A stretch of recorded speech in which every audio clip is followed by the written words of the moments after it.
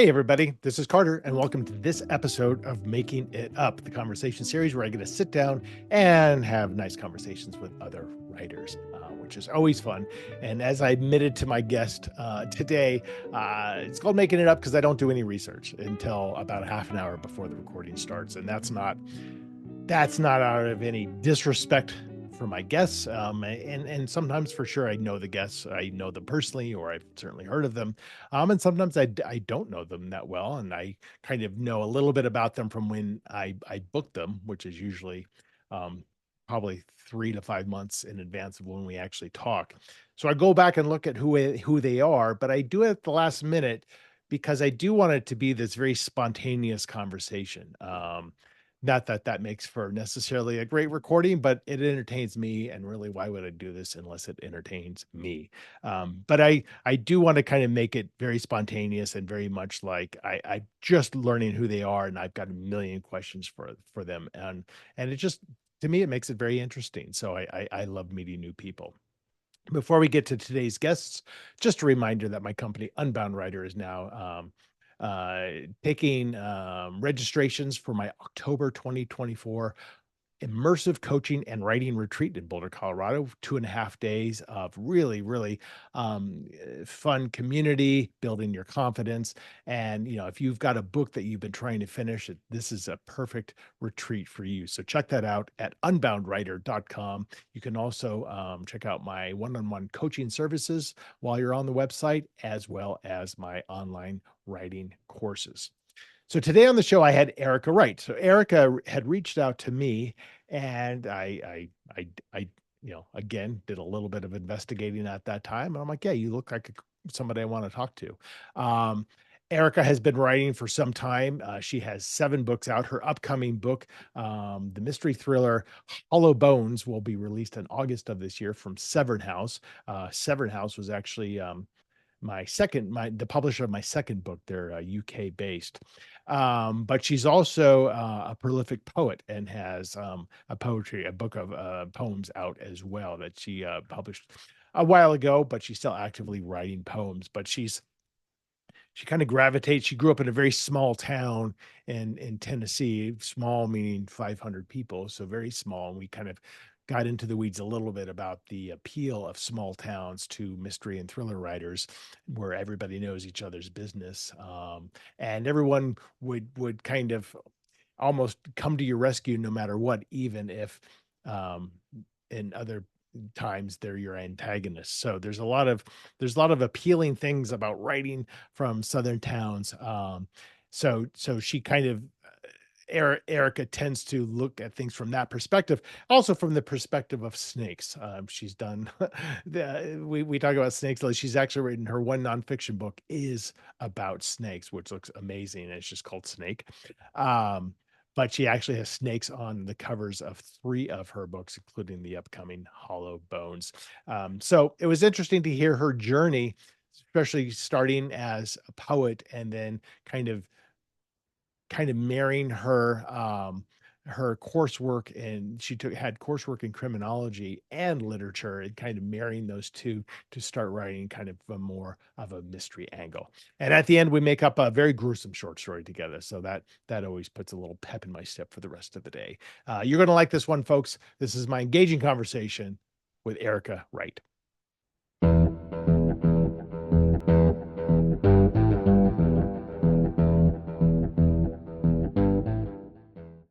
Nice. Where do you live? Where are you? I'm in Knoxville, Tennessee.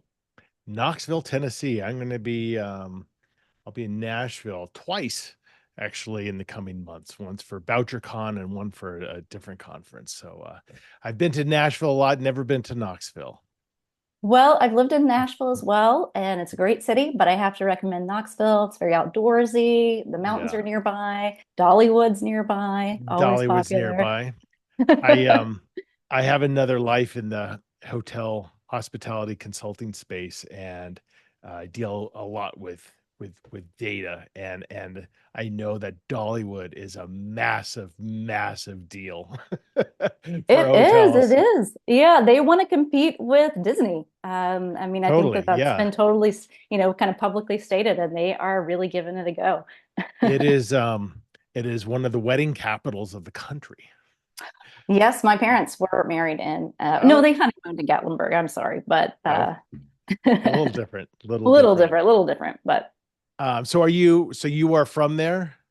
I'm from Middle Tennessee, so I'm from rural Tennessee and not the big city of Knoxville, but close enough. Wow. Right. So a real rural kind of upbringing, it sounds like. Yeah, absolutely. Yeah, so a town of 500 people, barely a speck on the map. Huh. And those barely specks on a map, those are always the best places to set a lot of thrillers and mysteries, right? Like because it's so enticing about all, everyone's so friendly, everyone knows each other, but all the secrets. Oh, absolutely. And also just the sort of gothic tradition. So I was Hmm. thinking about that today. I was raised on ghost stories, Hmm. and the sort of popular ones, but also just your neighbor being like, "Hey, this wild thing happened last night where I heard children in the attic." Right. And everyone's just like, "Okay, great. Well, what are you doing tonight?"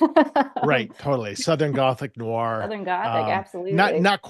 not quite bayous and things like that. You Right. think of like season one of True Detective as really dark Gothic noir. Oh, But sure. yeah, I know what I mean, and it's really kind of the southern version of Stephen King's Bangor, Maine, and those little towns up there that which is kind of where I gravitate to in terms of what I write. I write a lot of small town New England stuff, but it's fascinating because there's so much you can do with it, and you can really get to know personalities, and everyone's judgment is not quite what it seems, but yet there's this unity that will in a pinch come to the forefront, and I think that's what makes it, I don't know, relatable to a lot of people.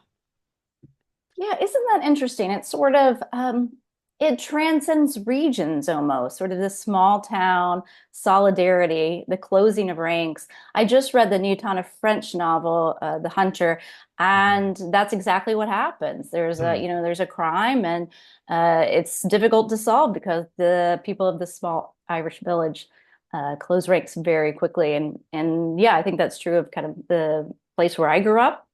And I think you're right. True of a lot of these sort of small town mystery novels that kind of lean towards noir. Yeah, totally. It's that it's that empathy, right? And which is, I think, not to stretch the metaphor too much, but when you're writing a thriller or a mystery novel, and you have somebody that the reader probably feels like, I really shouldn't be rooting for this person, but I can't help it. And it's Right. because you've established some kind of sense of kinship with that person, whether it's just through, in this case, a shared place where we grew up. Um, that does transcend or forgive a lot of, potentially horrible things that the person did. And it doesn't have to be sensible, but people can relate to that.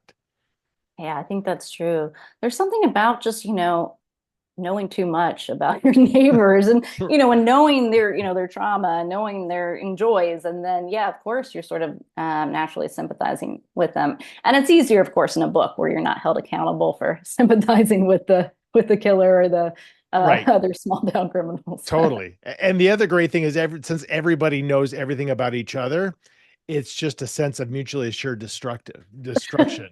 You Yeah. tell my secrets, I'm going to tell your secrets. Oh, Um, yeah. so what were you doing growing up in a town of 500 people? Like, what kind of things did you do for fun? What kind of mischief did I get into? I'm always curious about, like, I try to look at the through line.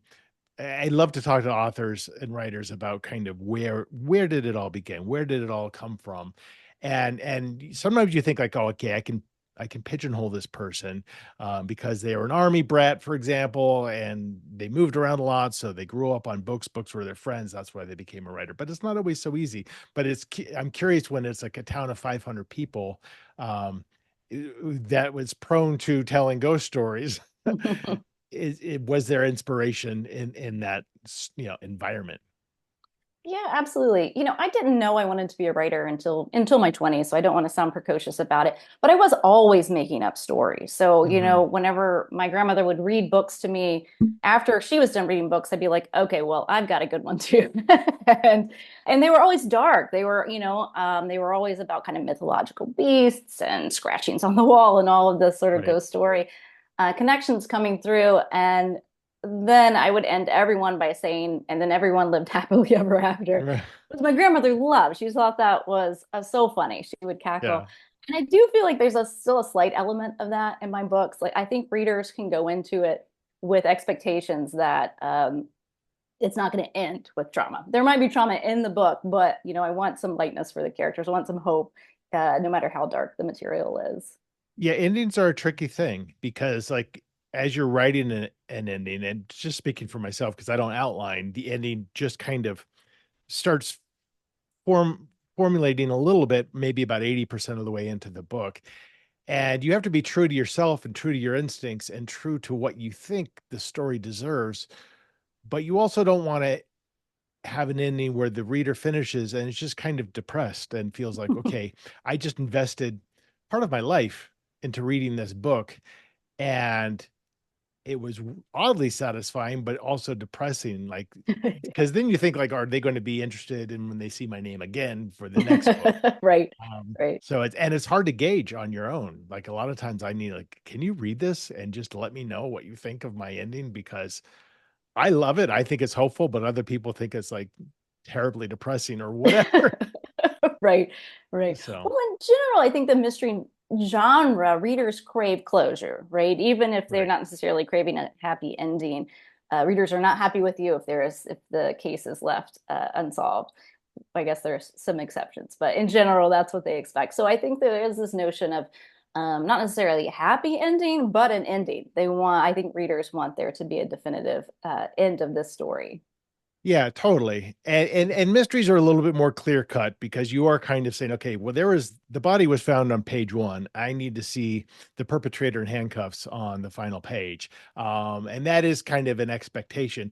As you kind of bleed into the thriller, suspense, less definable genres, you can kind of do different things with it. And it's funny, I was just thinking about this yesterday. You use the word closure, and that's just it. But for me, it's like the main character has to have some kind of closure. But what that closure looks like might not look like closure to a reader. So that's where I struggle a little bit sometimes because I mean, that closure could even be like, this would be an extreme example, but the main character dies, but Sure. it's a sense of closure for them, quite literally. But it is something that they almost pursued, and somebody could look at that like, I don't want to, I don't want to read that. So Right. yeah, it's a struggle, but I think that first draft is like, just let your subconscious do the work, and then when you go back and edit, that's when you kind of try to look at it from a reader's perspective more than at least that's the way that I do it. Oh, sure. Um, Yeah, I'm a pantser too. oh, Uh, okay. plots, yeah, plots. I just don't get excited. I like the idea of kind of having a first draft that's not quite as much of a mess, a train wreck, if you will. Yeah. Um, but yeah, again, that's how I write, like you. It's how the brain works, right? It's Yeah. it's it's so funny. Like, so today, actually, or starting yesterday, I'm starting a new novel, and I'm like, all right, let me really flesh stuff out a little bit. And so I started writing characters, which I kind of never do. And then immediately as I got the first character down, I'm like, all right, let me just start writing. And Right. then I'm writing today, and then stuff is already happening that I didn't like even think about. And I'm like, see, Sure. I never would have been able to outline this little thing happening. And I think this little thing that I just thought of is going to maybe be important. So yeah, it just plotters and planters don't understand one another. It's true. Yeah, that's the real divide. It's not genre versus literary fiction. It's fansers versus plotters. It totally is. So what was it in your 20s where you're like, okay, now I want to be a writer? Well, my background's in poetry. Mhm. So, I discovered poetry in my early 20s. I was living in New York City. I was downtown on September 11th, and I Oh, evacuated wow. with one book in my bag, which was for a class, and it was T.S. Eliot's Four Quartets. Okay. So And you yeah, studied poetry in college. I did. I studied Yeah. poetry, but I wasn't interested in writing it. This was just for a literature class. And but that's all I had with me, this one book. Hmm. So I must have read it 20 times. I mean, you just read it and read it and read it. And what's interesting about the four quartets is that the first long poem in that book was written right after World War One. And there are descriptions of London, which just felt eerily similar to New York City after September 11th. Just the quiet of the city and the faces of the people walking around. And I thought, Hmm. oh wow, poetry's doing something really exciting. And I want in. I want Yeah. in. Here's all of my time and money. So I got my writing degree in poetry, and then my first teaching job out of college was actually at a criminology school. So that was kind of a complete coincidence. Huh. And while I was teaching there, English classes, I should be clear, they didn't hire me in the forensics department. Yeah. Uh, um, and that's where really where my interest in sort of crime literature began and crime fiction. I started kind of reading voraciously and then thought, well, let's try this too. Let's see what Huh. happens. Yeah. There's a lot to unpack there. Like, first of all, you kind of wonder if that confluence of events of you studying poetry and being particularly attached to T.S. Eliot and September 11th, like I I I can visualize that, like, kind of searing something into your soul a little bit like that. Right. Yeah. The extreme magnitude of those circumstances, and you're kind of attaching yourself even more because it's the one book. It's the one Right. It book was that the you took one with book. you. Yeah. And that's, I mean, that's poetic in and of itself. Yeah. Um and but you must have been, when you kind of decided to take that path, it's a difficult choice, and there is kind of the folly of being in your early 20s, but the idea of like, all right, how am I Sure. going to support myself doing this? But you married that to your criminology degree. And it said my daughter is studying is a criminal justice major at Oh, great. Michigan State. Hmm. So she's worked at cold case units and stuff like that. Wow. Fascinating. So I could, like, she actually edits these podcasts, so she'll be listening to this with keen interest, I'm sure. Um, but now it sounds like a real practical avenue, like writing married to, the criminal mind, essentially. Were you thinking about it at all from an angle of, you know, feasibility, or just like, oh, this would be interesting to do? Well, I was thinking about teaching from an angle of feasibility that, I Yeah. mean, I'm not going to make a living as a poet, but I do enjoy teaching. So I was not a natural at it. I always like to say that for anyone else who has similar thoughts that I was introverted. I walked into these big, large classrooms and felt very intimidated. But, I found my footing and I found what I liked about teaching. So for that angle is very practical.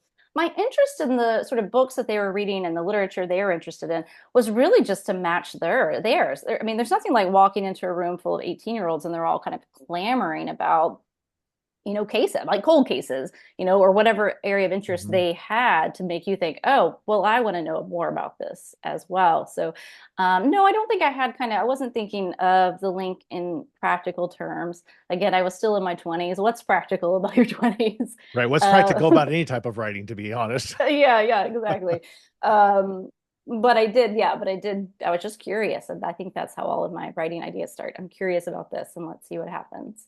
Yeah, yeah, and it is, yeah, and I started writing later in my life too, in my 30s, actually, without any aspirations or certainly any experience doing so. So you do kind of approach it from a different angle, and you do have to kind of have that, okay, well, what am I going to do for work? And then here's and then I'll do writing on the side. I think the problem with that is then it forces you to look at writing as a hobby and not as really kind of your life work. Right. And so it's easy to dismiss it. It's easy to have imposter syndrome. And I struggled with that for many years, even, post publication and things like that. So what were your first, like, so you're writing, and what were, then you go through the publishing industry part of it, like querying and submitting, and what was that experience like for you? Well, I do think it helped to have a background in poetry in that sense because my expectations were very low. I mean, I've given poetry readings with two people in the audience. It's, Oh, it's yeah. exciting to have a single poem published. I knew other writers who were writing poems with no aspirations of publishing. They were just doing it for the art, these sort of very genuine, um, Right. deep felt feelings about the artwork. So I feel like when I got to this stage where I was querying agents, I won't say it was fun, but I thought, well, this is different. Like, this is, let's see what I'm getting myself into. This is the And commercial yeah, side of it. Yeah. this is the commercial side of it. And I've had to that was a steep learning curve for sure. The idea of promotion and, finding your readers and all of that. And especially in this rapidly changing world. So, to go from, pre social media to this sort Right. of new kind of platform. And for an Yeah. introvert. Yeah, and for an introvert, of course. But I feel like the querying process, I queried one drawer monster novel, as many people do. And I feel like that was kind of a helpful experience to get all of those rejections. And some agents were kind enough to say why, why this doesn't work as a book. And so I took that feedback and applied it to the next project, which was the first book that I got representation for and was published, The Red Chameleon. But yeah, it was a long process. I don't even know how many years, to be honest, from querying that drawer monster book to finally finding a publisher. But so I'm looking at The Red Chameleon came out in 2014, so 10 years ago. Mhm. But to have that second book not only get representation but to get published is less usual than Right. Yes. not. Yes. Like I got representation with my first book, but my first three books didn't sell, so I just kept Yeah. writing and writing Right. and writing. Mm-hmm. And to Yep. your point, you do read those rejections, and you learn to grow that skin, and then you look for the crumbs of like, okay, there's real information in here. Yeah, I was shocked actually, like how many agents, I mean, I would say at least five or six, like took the time to be like, this is what's not working in this book. And that was incredibly helpful and so honest in a way that Yeah. it's sometimes difficult to get honest feedback um, Yeah, and on a it's project. difficult for some authors to take any kind of feedback, and that's what shuts them down is they Right. refuse to kind of push through that. And I'm like, well, that's 75% of the business is being Yeah, rejected. yeah, absolutely. So you have to not only get used to it, you have to embrace it, Yes. because it could define you otherwise, if you don't learn from it.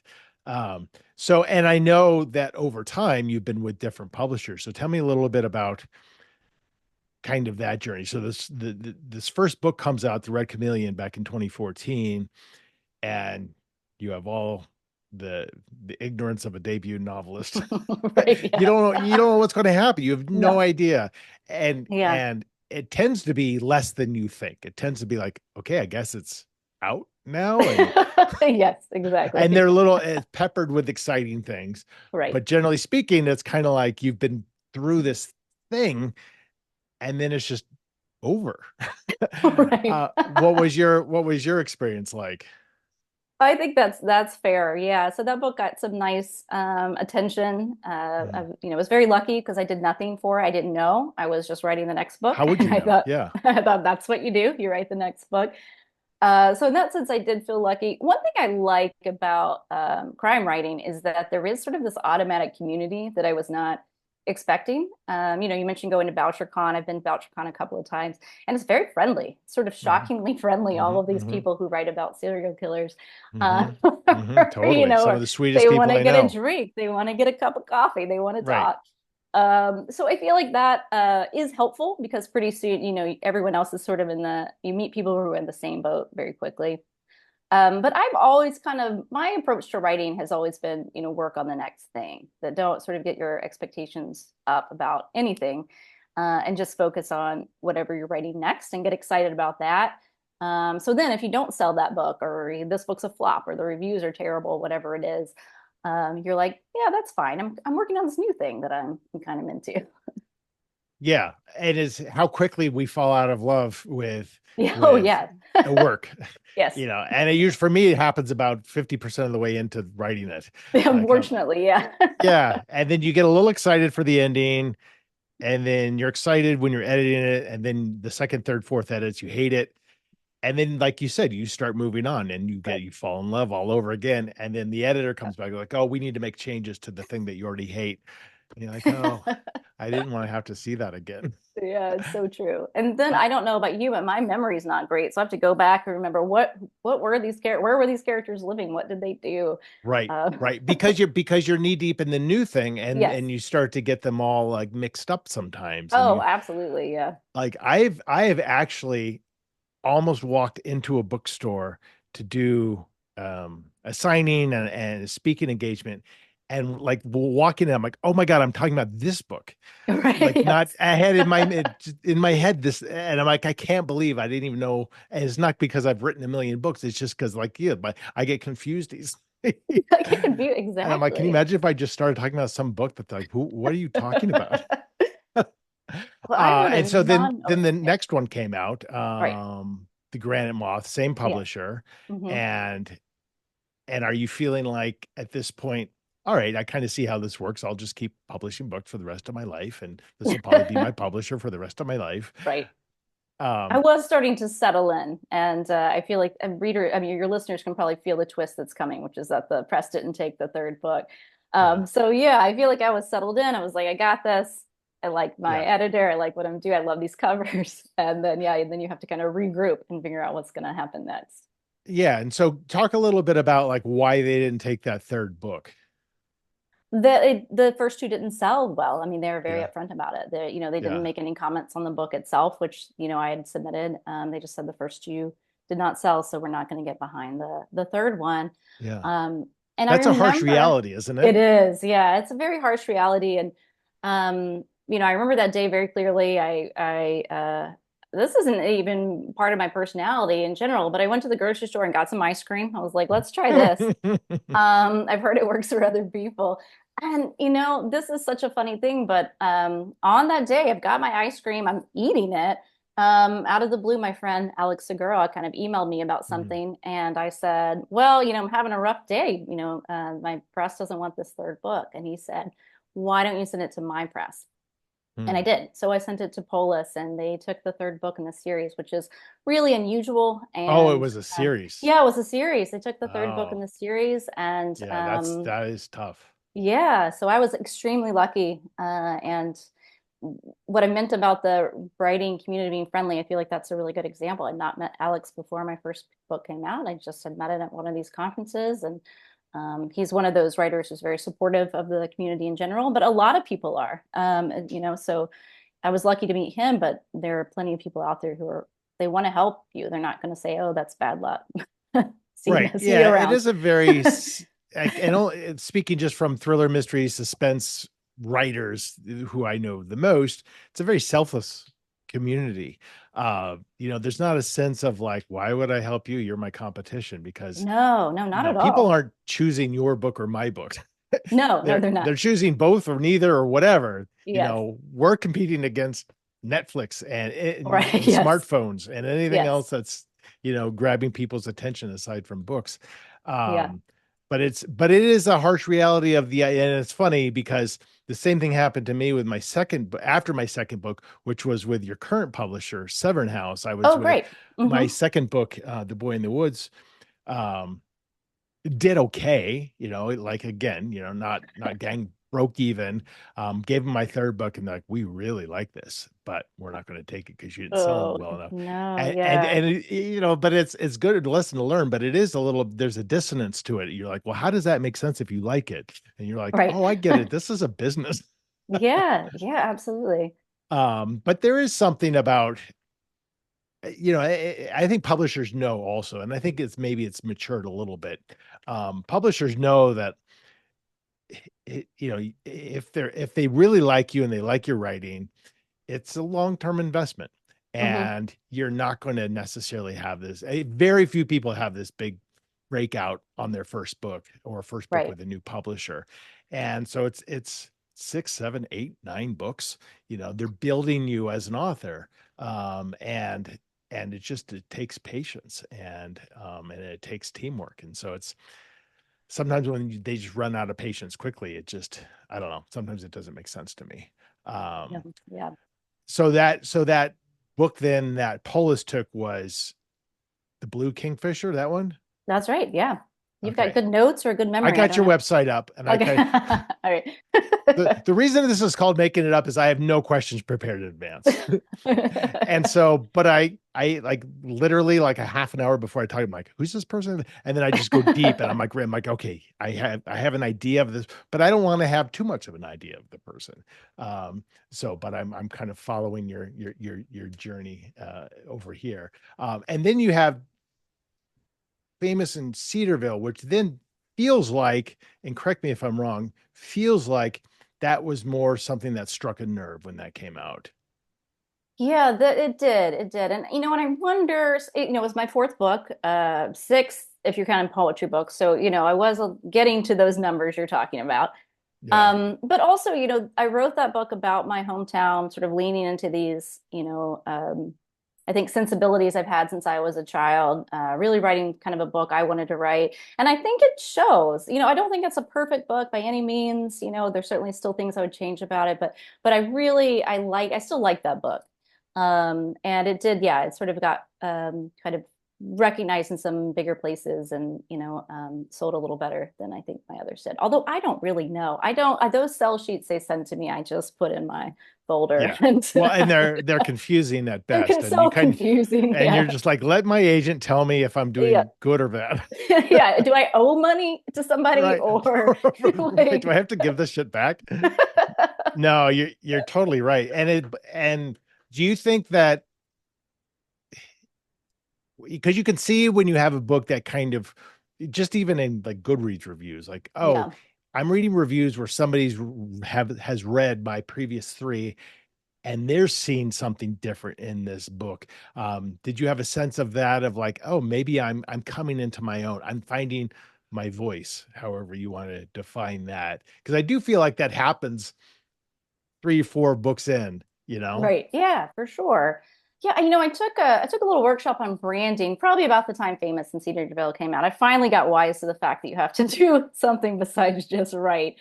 And I realized that, readers are kind of patient with me because I wouldn't say the books in that series fit very well with my brand. They weren't the same as my poems, which are very much kind of Southern Gothic lyric poems. I have these, my other books are sort of had this Gothic flair, and I was writing kind of like urban, slightly humorous, a mystery series, which was super fun. I liked working on a series, but I do feel like, yeah, I'm going to be more genuine. I also, there's something about, a press saying we don't want this book because your other ones didn't sell, that you're just like, well, if I'm in this, like I'm just Right. gonna write the books I want to write. And if Right. they're too quirky or they're too weird or then that's okay. Right. I like teaching. I like Right. my teaching gig too.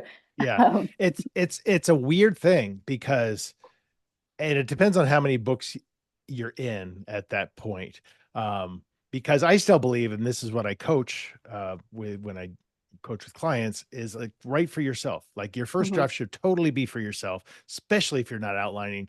Just trust your instincts, and it could be a hot mess. But the hardest thing to do is to finish that draft. Finish that draft, and when you go back and edit, start to think about the market a little bit.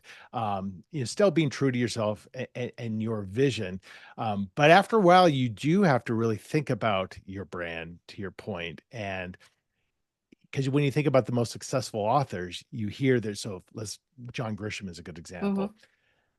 You immediately think legal thriller, even though he's totally written things that aren't legal thrillers, Right, but right, he's established this brand. Some of his best stuff aren't legal thrillers. Um, but he has this brand that is just automatic. And if somebody looks at you and you do have this kind of you're all over the place, you can't really occupy that space in their mind very easily, which is right. easy for us to say like, good, I want to be different, but what is it you really want? You want to sell books? Yeah. So, and I'm not saying you have to sell out, but you have to be conscious of it. And you can't push back too much. I don't know if you found that in your writing as well as you're progressing with more and more books that feel like, okay, my brand is now almost kind of dictating what I should write. Well, a little bit.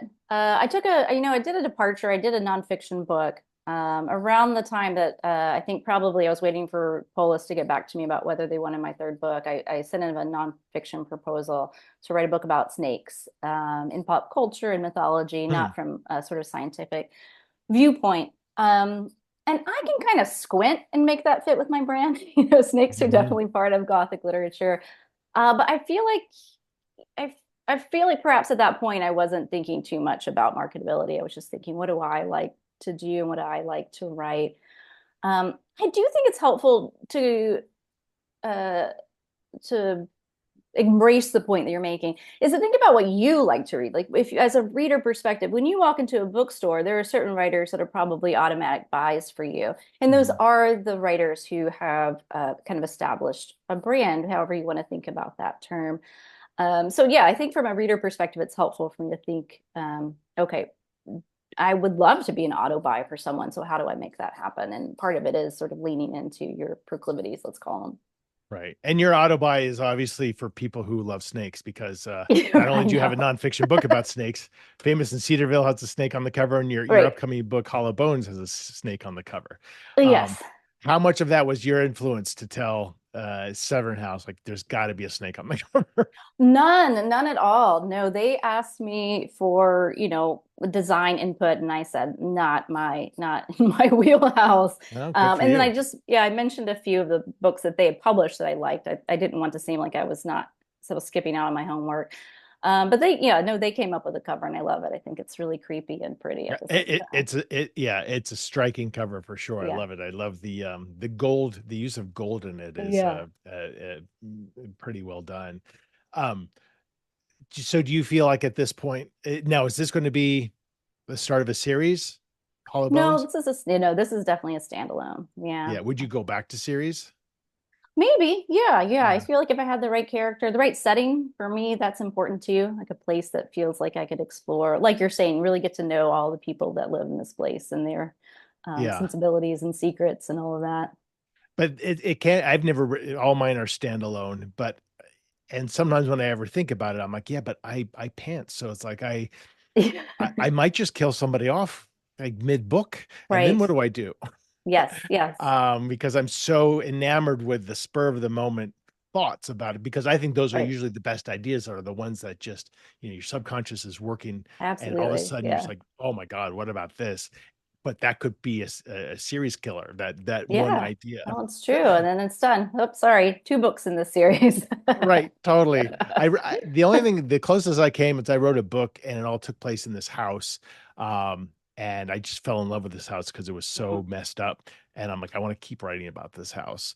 So I just Yeah. had a totally different set of characters 6 months later occupying this house. I like Um, that.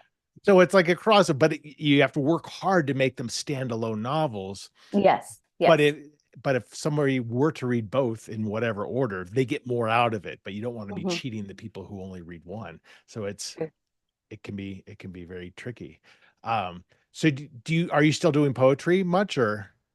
Yeah, I'm still writing poetry. I still read a lot of poetry, and I don't think I would ever give that up. I would think I would give up the writing of poetry before I would give up the reading of it. For me, it's a cleanse. I don't. That's such a Hmm.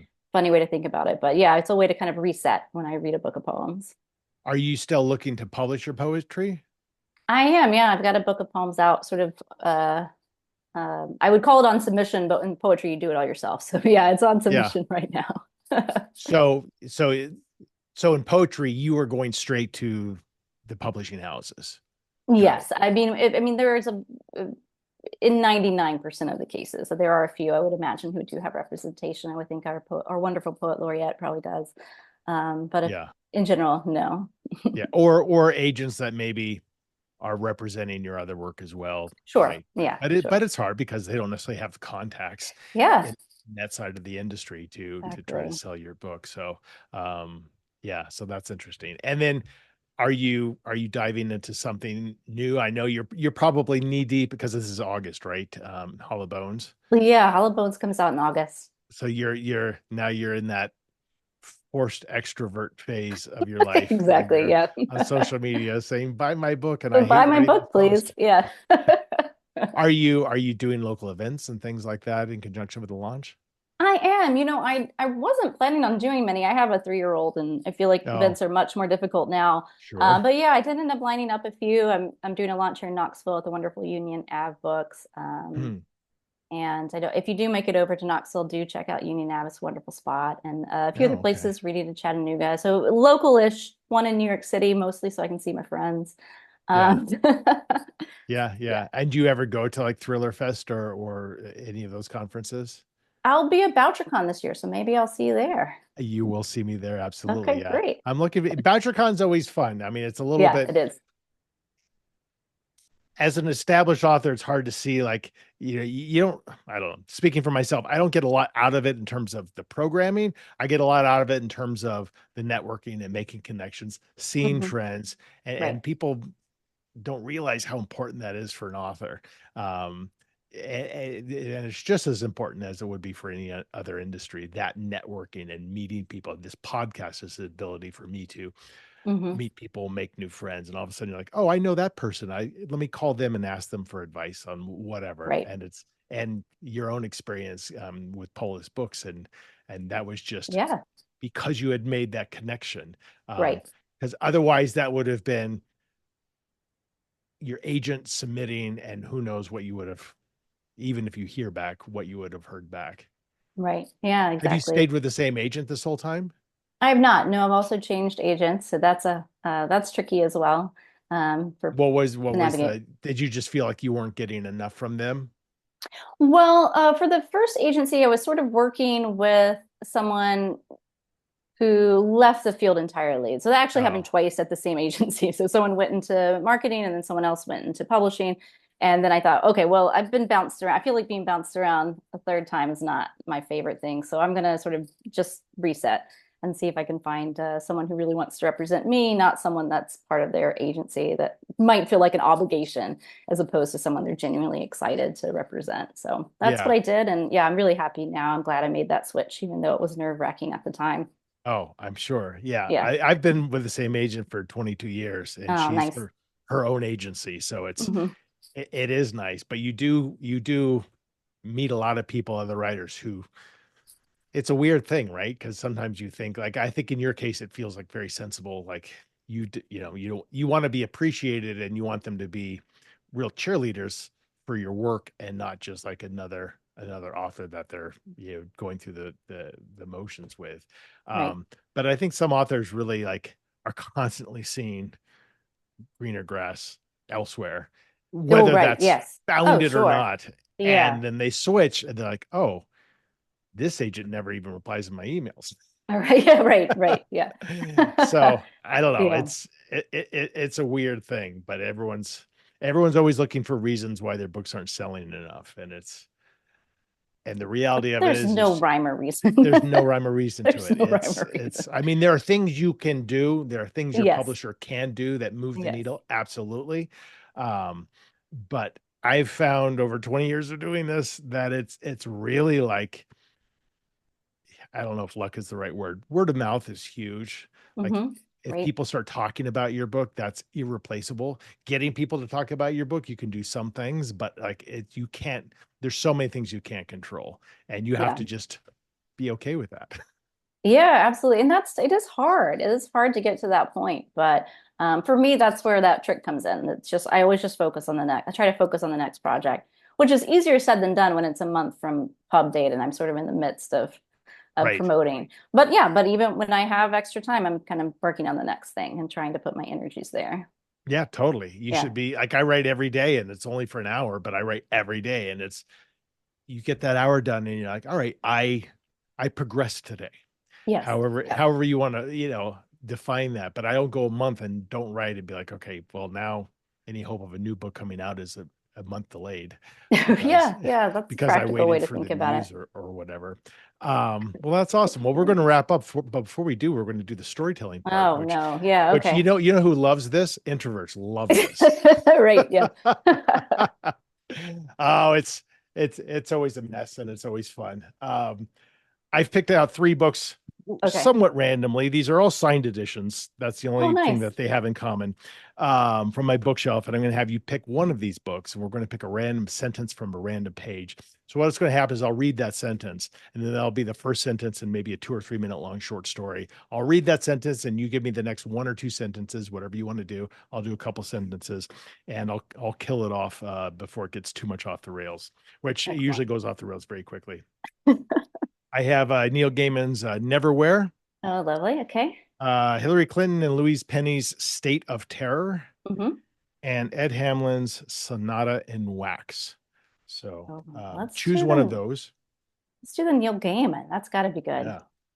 Got to be I something I interesting. picked this up, and I was at so here's a great conference is Iceland Noir. Oh, that Um, dream. I'd love to go to Iceland Noir. so I went I last could. year, and Neil Gaiman was there, and Oh, so he cool. had Very signed cool. books. So yeah, it's a really cool conference, I and it's bet. I pretty bet. affordable. It's not very Yes. expensive to fly there. I mean, once you're there, it's a little pricey, but it's pretty cool. Um, so give me a page number between 1 and 400. 99. Okay, so I'm just going to quickly scan it, and I will choose a sentence that we'll start with, and I'll try to make it as basic as possible. Okay, I'm just going to read this quote. So somebody's talking to somebody else. That's how things work down here.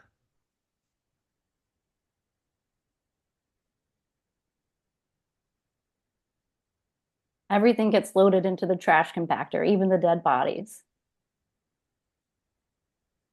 I don't know why I was surprised by the simple phrasing of what he just told me. In fact, the bodies were surrounding me. It shouldn't have been a surprise at all. But he was just so calm about saying it. And the job didn't pay well enough anyway for me to take these smelly corpses and shove them into the trash compactor. What I wasn't expecting was for the first one to be somebody I knew. By the time I figured that out, I was left to my own devices and told to get 3 bodies done in the next hour. And I probably wouldn't have even realized it, except that the trash compactor jammed, and I had to open the bag, and reshift one of the arms in order to unstick the machine. That's when I saw Byron's face. It's not logical, but I decided I had to get the body out. I'm sorry, Byron. Byron had been my friend uh, in one of my darkest moments. And so I started to pull him from the jam machine. I was thankful I hadn't eaten lunch yet, as I dumped the pieces out onto the cool asphalt inside the warehouse. And as Byron's head rolled and landed face up staring at me, I could see immediately he was missing his tongue.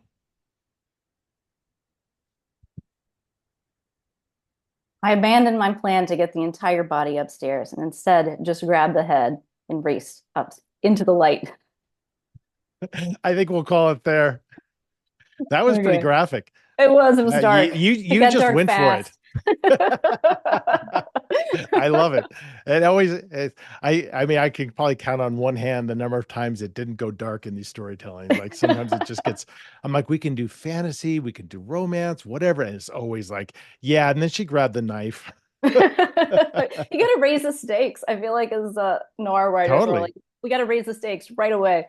Right. Totally. Well, Erica, what a pleasure talking to you. And congratulations on the upcoming release of Hollow Bones. It looks awesome.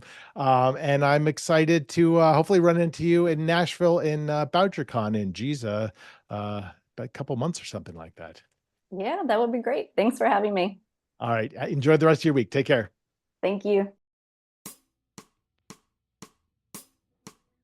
All right. So that is it. That is my conversation with Erica Wright. Again, her new book, Hollow Bones, coming out from Severn House this August. And please go check her out. Check out everything you want to know about her at ericawright.typepad.com. Or you can just type in Erica Wright into Google, and I'm sure she will pop up in front of your face. And while you're out there searching things on the internet, go ahead and look me up at carterwilson.com. There you can see my books, my event calendar, sign up for my newsletter, read my blogs, all that good stuff. And you can pop on over to unboundwriter.com to learn more about my in-person coaching and writing retreats, my one-on-one coaching, and my online classes. I hope you enjoyed this one. I know I had a great conversation with Erica. I really enjoyed it. More episodes of Making It Up will be coming out just next week. In the meantime, as always, take care, folks.